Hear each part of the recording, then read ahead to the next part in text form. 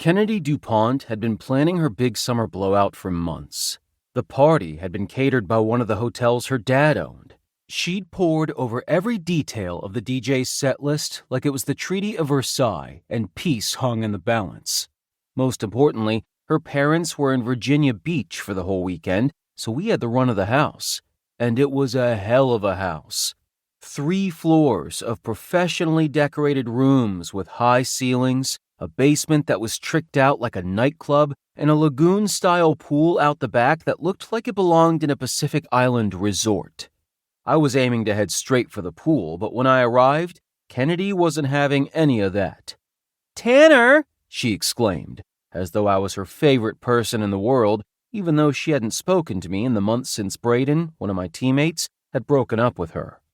They were both going to Mizzou in 2 weeks, so that was going to be messy. But since I was staying in Virginia and attending Lassiter, it wasn't my problem. "Oh my God, did you do something new to your hair? It looks great." Thanks." I dragged a hand through my blonde hair, which was the only thing I usually did with it. So no, nothing new on the hair front at all. She looked me up and down. "Have you been working out?" Yeah. I was going to Lassiter on a partial baseball scholarship. My high school coach had recommended I spend the summer hitting the gym to get in peak condition so that college ball wouldn't be such a shock to my system. I'd taken his advice, and it showed. I was kind of lean before, but now I had a lot more muscle definition, especially in my legs and calves.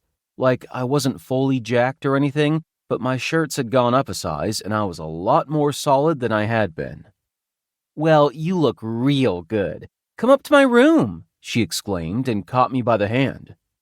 The party was already pumping. There were kids all over the place. One of them bumped into me as Kennedy drew me up the wide, curving staircase from the foyer and spilled whatever he was drinking on the steps. Bright red liquid dripped down the razors. Kennedy only laughed and kept pulling me up the stairs. There were even more kids on the second floor, darting in and out of bedrooms they probably weren't supposed to be in. A girl was falling out of her bikini top and giggling as her friend tried to tie it up again.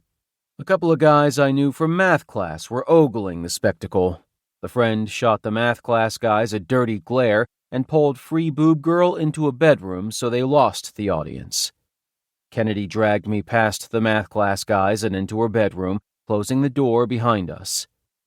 I hadn't been in Kennedy's room before. It was big, probably bigger than my living room at home, and as light and airy as the rest of the house. It looked like a fancy hotel room, not a place someone actually lived. Kennedy pushed me over onto her bed and then strutted over to her closet and pulled the doors open. An avalanche of clothes and other shit tumbled out, so I guessed she was a real person underneath the glossy, picture-perfect exterior after all. "What do you think?" she asked, holding up a tiny scrap of bright pink fabric. I straightened up from the sprawl she'd left me in. "What is it?" She stared at me like I was an idiot. "It's a tube top." It didn't look like it would fit a Barbie, let alone a human being. "Oh. Why are you showing me a tube top?" She rolled her eyes. "Because I want to know if you think Braden will like it." "Didn't you guys break up?" She rolled her eyes again, and then, to my total surprise, she began to unbutton her blouse. So, the thing was, I wasn't out. Not to anyone. When my last girlfriend had asked me if there was some reason I never wanted to do anything more than make out a little, like maybe I was gay, I'd lied and blurted out something about Jesus always watching. Like, I'd committed. We'd ended up praying together, for fuck's sake. Then, a week later, she dumped me. We were both pretty relieved about that.